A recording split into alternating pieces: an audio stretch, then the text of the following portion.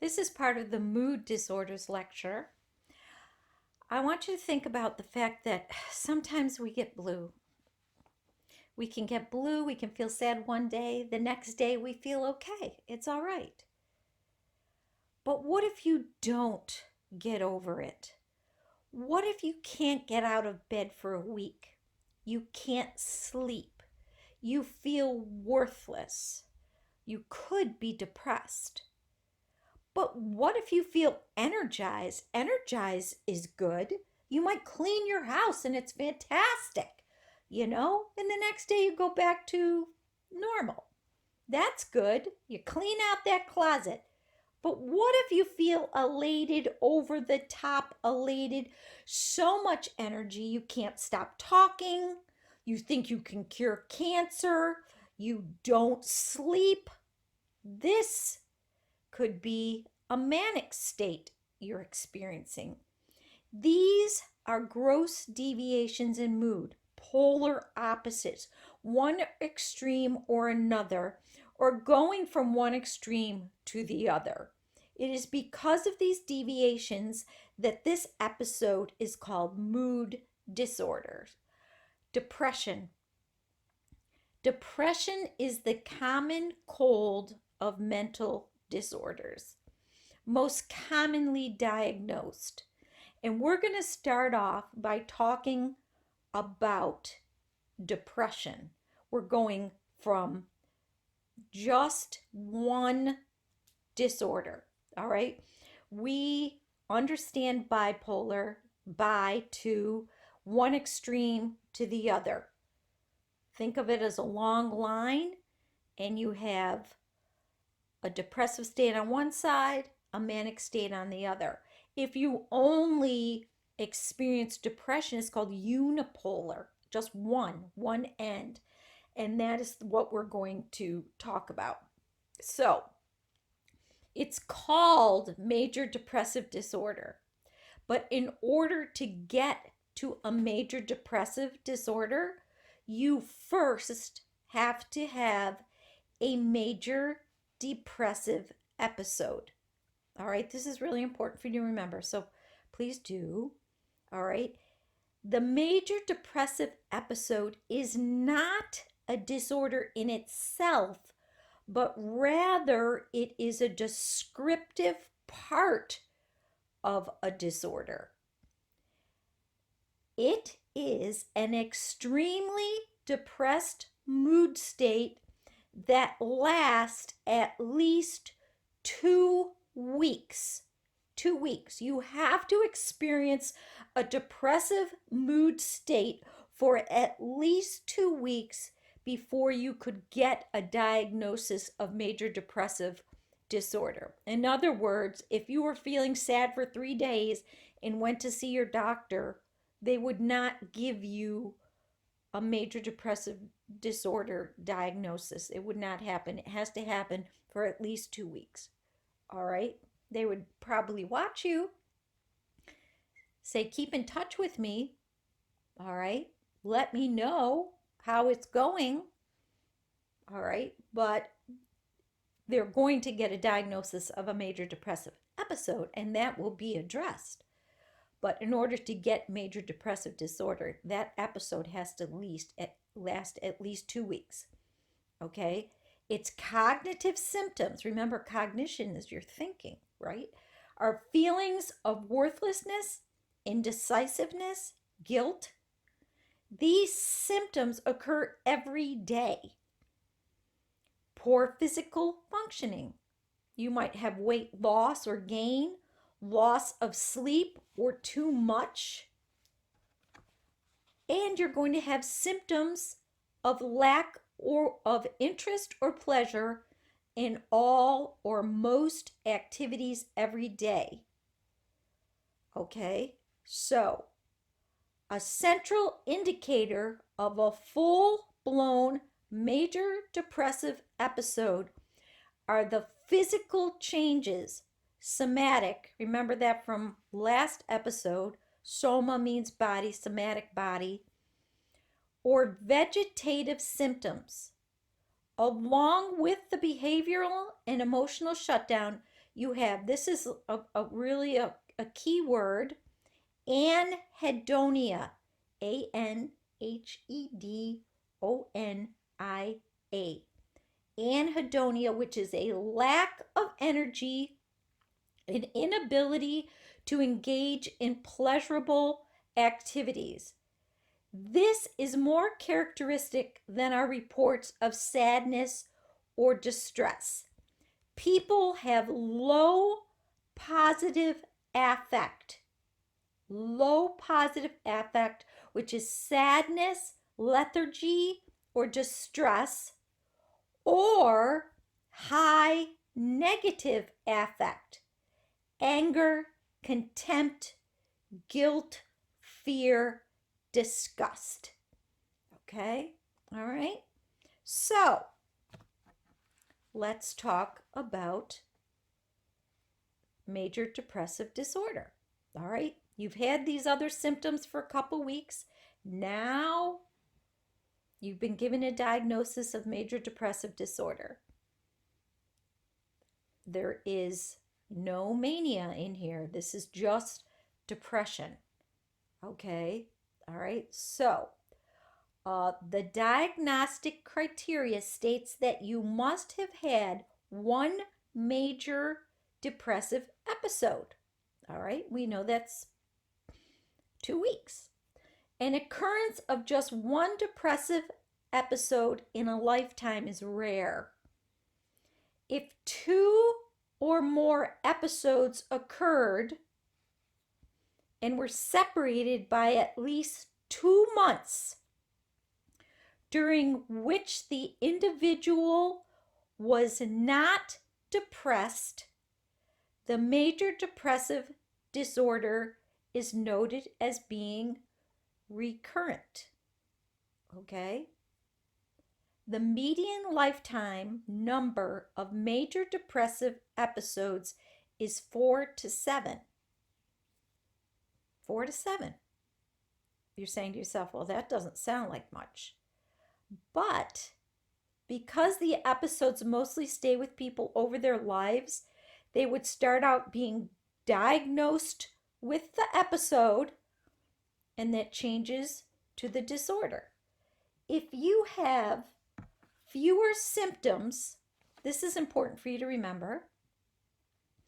If you have fewer symptoms, but your depression remains relatively unchanged over long periods of time, it's called persistent depressive disorder, often referred to as dysthymia. dysthymia, dysthymia. This continues at least 2 years.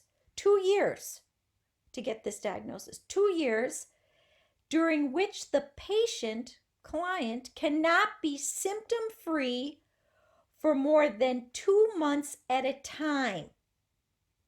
That's really important for you to remember. Hint, hint. During which the patient, this is dysthymia, persistent depressive disorder, it continues for at least 2 years, during which the patient cannot be symptom-free for more than 2 months at a time, even though they may not experience all the symptoms of a major depressive disorder. It is chronic. Dysthymia, terrible. It's chronic, and because of it being chronic, it is considered more severe. Can you imagine? Almost every day of your life, maybe you had 2 months where you felt not too bad, for 2 years of feeling those symptoms of depression. They may not be severe, but they're ongoing. They don't end.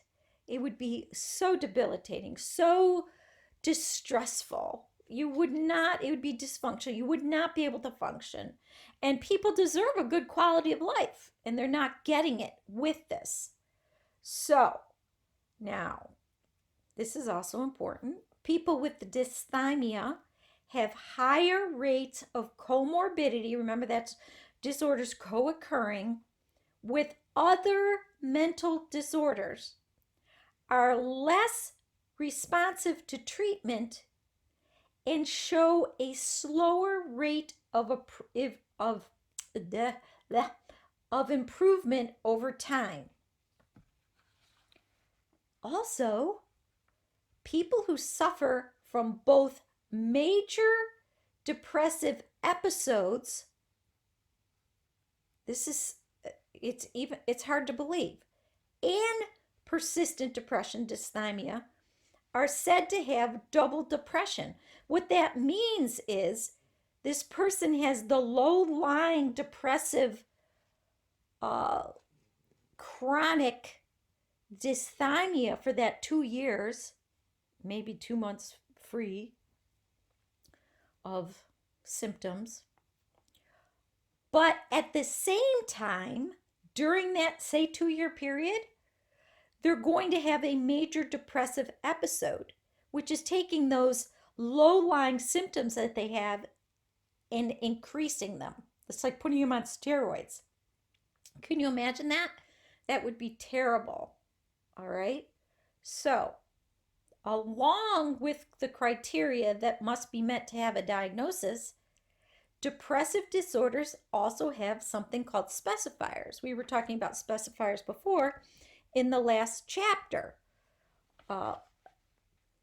These symptoms or specifiers may or may not accompany a depressive disorder, but when they do, it can help with treatment.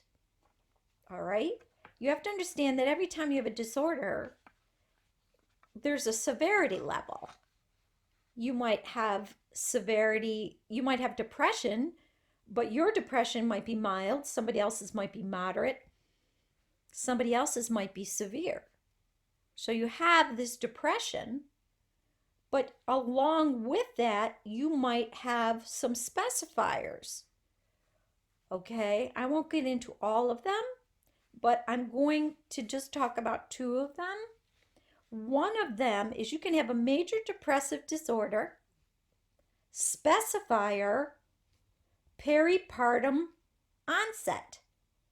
Now, you used to know this as postpartum depression, baby blues, but now it's been called peripartum. And the reason it is because it's not just after a baby is born where you might have these symptoms. It could be while you're pregnant. So it is before or after birth, 6 months. So a 6-month period, you have to have these symptoms, but they could be like the last 3 months of your pregnancy and 3 months after. It could be either or, okay? 18 to 19% of all moms end up with peripartum depression, okay? And you have to understand that as a woman, having peripartum depression would be very difficult because they can't imagine, nor can anyone else, why this shouldn't be just a joyful time, you know? I mean, you just had a baby, it should be wonderful, but it's not always that way. So you have to understand. So if you hear postpartum, people are going to say it, just like they're still going to say Munchausen's, they're still going to say multiple personalities.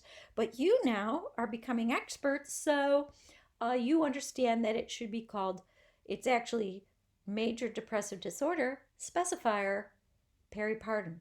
Okay? All right? So the other one that I want to mention is seasonal pattern. All right, here's another one that you know is probably seasonal affective disorder, SAD. You know this as when people get sad when winter comes. It's about light. Okay, so, but it's now called seasonal pattern. This is the specifier.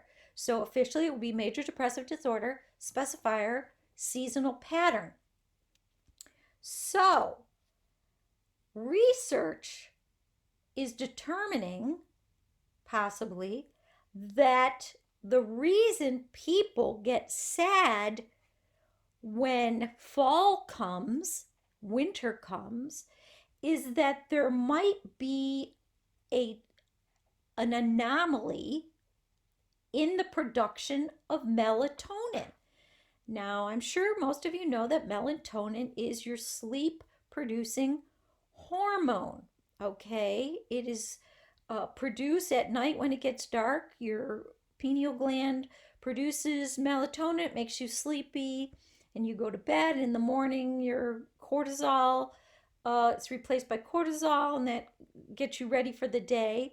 But they believe that there's a malfunction, and so when what happens is they're overproducing melatonin, which makes them feel lethargic, sad when it gets dark earlier, which makes, actually sounds very reasonable. So, what is the therapy for something like seasonal pattern? Maybe you already know it. Light therapy.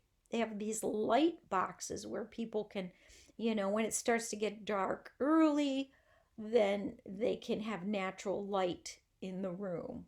You can even buy light bulbs, regular light bulbs now that kind of are like natural light. But I used to work with someone, and we were already inside and it was dark. And in winter, it would just get worse. We used to come to work. I was a guidance counselor down at Mount Everett High School, this many, many years ago. But often we would get to school in the winter and it'd be dark. And because we were guidance counselors, a lot of your work is done after school's over. And so we might not leave till 6, 7 o'clock at night. And it would be dark. So you would feel, if you had seasonal pattern, you would just feel so depressed. But by buying a light box for these offices, it really, really helped a lot. So that's that. So this is a very long lecture, but just remember, if we were in the classroom, it'd be an hour and 15 twice a week, and this is what we'd be covering. So I kind of feel bad, but I don't. But you can always stop one of these lectures and come back to it later. Just note the time and come back and split it up, and that'll help a lot instead of listening to it all at one time. But so let's talk about onsets for depression. It's low to get it till early teens. That's when it starts to rise. The mean age for major depressive disorder is 30. Now, that being said, the incidence of depression and suicide are rising. Even in the past 10 years from which I've been teaching at the college, it's really, really changed a lot. And also, depression and suicide are hitting children. Especially suicide is high for African Americans. And it's very, very troubling. So usually if we were in the classroom, I would be giving you a lecture on suicide and a lecture on grief. I am not going to do that right now. If I get time, I'll add something, but in this short summer semester, I think it's just too much. But I am going to add another category to depressive disorders, and that's premenstrual dysphoric disorder, often referred to as PMDD. All right. So, it took over a decade to get this classification. All right. Premenstrual dysphoric disorder. All right. Dysphoric, opposite of euphoric. All right. It used to be considered, it was just a physical disorder. Women get their period. It's just all a physical problem. But it's not. And it took a really long time, as I said, over a decade, 10 years to get this classification. It is now considered a disorder of mood not a physical disorder. All right, so that's the end of this portion of mood disorders.